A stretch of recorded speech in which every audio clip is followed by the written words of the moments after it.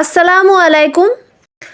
সকলকে অনেক অনেক স্বাগত নতুন একটি ভিডিও দেখার জন্য। কুল গাছ আর আমার কুলপাড়া দেখে হয়তো অনেকেই বুঝতে পেরে গেছো যে আজকে ভিডিওটা কিসের ওপর হবে।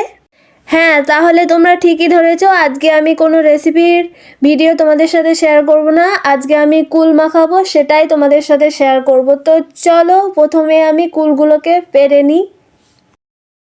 আর হ্যাঁ, বলে রাখি এটা আমাদের বাড়িরই কুল গাছ, তো আমি কুলগুলোকে পেরে নেব।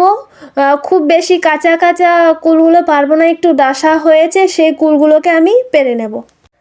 তো চলো, যতগুলো ডাসা কুল ছিল সব পেরে নিয়েছি। আর কুল মাখার জন্য যে উপকরণগুলো লাগছে আমার, সেগুলো রেডি করে নিয়ে চলে এসেছি।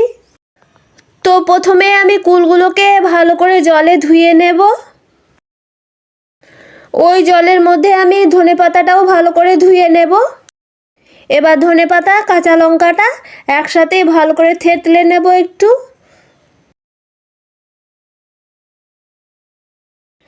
তার সাথে চিনিটাও দিয়ে দেব, একটু থেতলে নেব।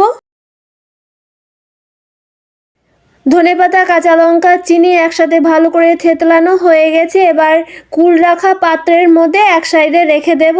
এবার একটা একটা কুল নিয়ে একটু থেতলে নেব। শীতকালে রোদে বসে কুল মাখা খেতে আহা ভাইরে ভাই, কি যে মজা লাগে। আর কুল মাখা পছন্দ করে না এমন মানুষজন হয়তো খুব কমই দেখা যায়। সকলে এটা খুবই পছন্দ করে।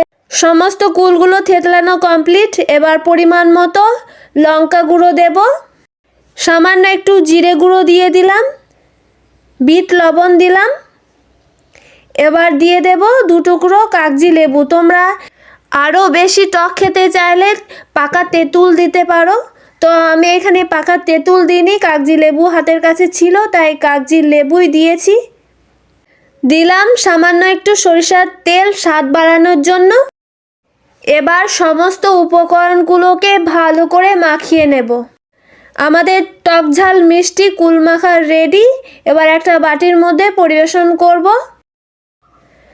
তো আমার কুল মাখা ভিডিওটা তোমাদের কেমন লাগলো সেটা অবশ্যই কমেন্টে জানিও।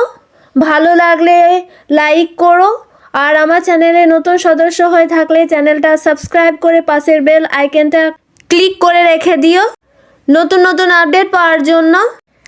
আর হ্যাঁ, কুল মাখাটা অবশ্যই ট্রাই করো বাড়িতে, কমেন্টেও জানিও সেটা কেমন হয়েছে খেতে। আশা করি সকলেরই খুবই ভালো হবে খেতে। তো আজকের মতো টাটা, দেখা হচ্ছে পরবর্তী ভিডিওতে নতুন একটি রেসিপি নিয়ে। ততক্ষণ সবাই খুব ভালো থেকো, টাটা।